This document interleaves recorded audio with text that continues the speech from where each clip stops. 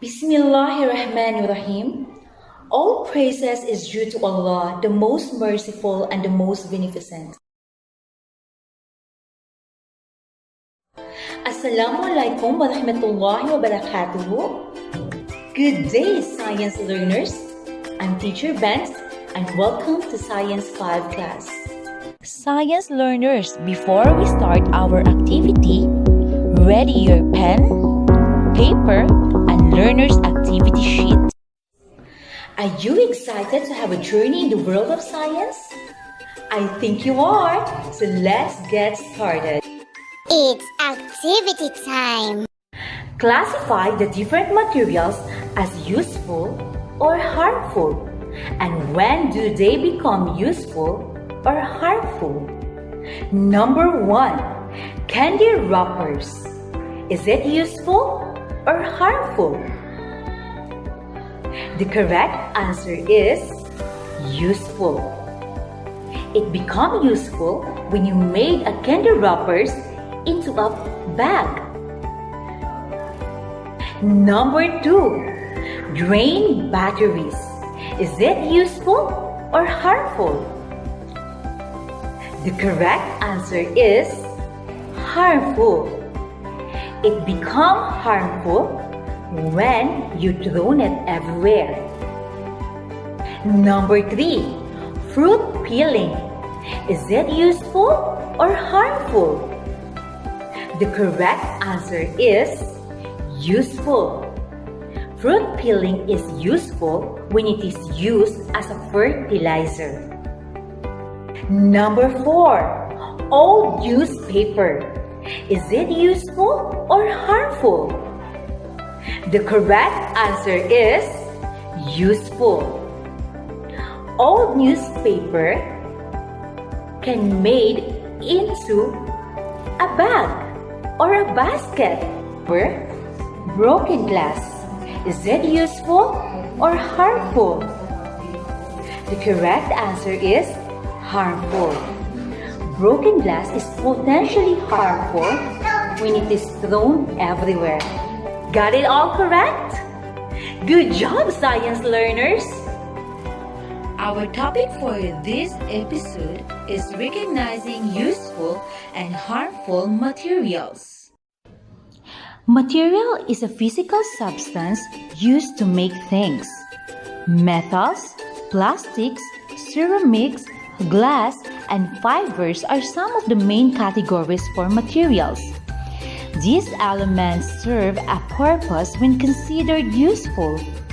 They may have durability, water resistance, heat, acid, flexibility, elasticity, and hardness. Examples are newspaper, plastic bag, plastic straw, and food paper packs. When is a material harmful? Harmful materials are toxic to us.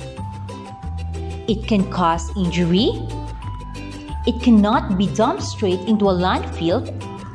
It pollutes the environment easily. And lastly, it takes too much time to decompose. These are examples of harmful materials like gasoline, motor oil, drain batteries, and many more. When is material useful?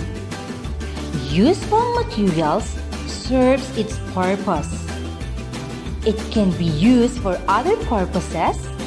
It can be recycled, can be dumped straight into a landfill, and lastly, something can be recovered from the material. These are the examples of useful materials. When is a material considered waste? When a material already served its primary use and can be discarded, it is considered a waste. Waste can be classified as biodegradable and non-biodegradable. Waste materials are safely disposed into a landfill. Some can even be reused or recycled. Biodegradable materials can be decomposed by bacteria or other living things.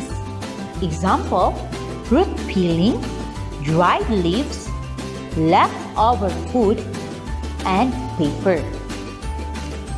Non-biodegradable material can be defined as a kind of substance which cannot be broken down by natural organisms and acts as a source of pollution.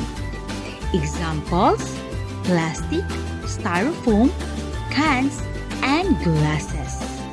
Let's check if you have learned from this episode. Which of the materials is useful or harmful by drawing a happy face for useful and sad face for harmful? Number 1. A broken container turned into a decorative plant holder. Is it useful or harmful? The correct answer is useful. Number 2. A box made into a bookshelf. Is it useful or harmful? The correct answer is useful. Number 3. Disinfectant bottles thrown everywhere. Is it useful or harmful? The correct answer is harmful. Number 4. Leftover food from restaurants turned into fertilizers. Is that useful or harmful? The correct answer is useful.